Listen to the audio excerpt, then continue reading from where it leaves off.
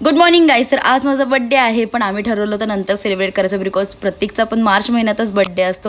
So आम्ही नंतर एकत्र सेलिब्रेट करणार होतो आणि सकाळी आम्ही मांडवत जेवायला गेलो. त्याच्यानंतर संध्याकाळी नवरा निघणार होता 6 वाजता. तो करेक्ट निघाला होता 6 वाजता. प्रणित भाऊजी मस्त रेडी झाले होते, छानपैकी एन्जॉय करत होते, खूप खुश होते ते. त्याच्यानंतर घरातल्या सगळ्या जणी होत्या, इतक्या छान दिसत. निश्चिताताई पण खूप सुंदर दिसत होती. सगळ्याच मस्त रेडी होऊन आल्या होत्या छानपैकी आणि खूप मजा येत होती. एन्जॉय करत होते सगळेजण. भक्तिताई मेन करवली होती, ती पण फारच एन्जॉय करत होती. मस्त दिसत होत्या भक्तिताई पण.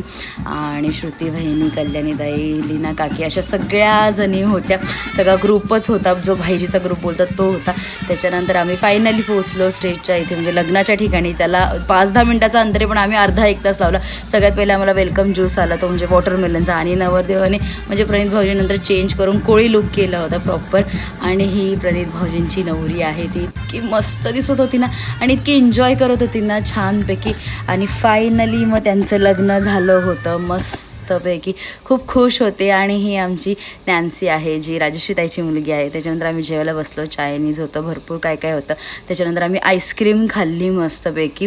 त्याच्यानंतर दीक्षुताई पण भेटली, बिकॉज दीक्षुताई पण त्यांच्याच घरातली होती, नवरीच्या इकडची. आणि त्याच्यानंतर रिसेप्शनची एंट्री झाली. खरं सांगते, ही इतकी प्रिटी दिसत होती ना, खूप मस्त.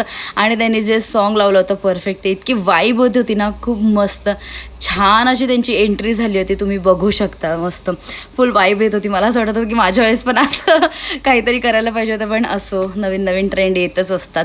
सो छान असं मस्त त्यांची एंट्री झाल्यानंतर आम्ही पण फोटो सेशन केला, आणि हा आमच्या ग्रुपचा पण केला. That's it for video. Okay, bye guys.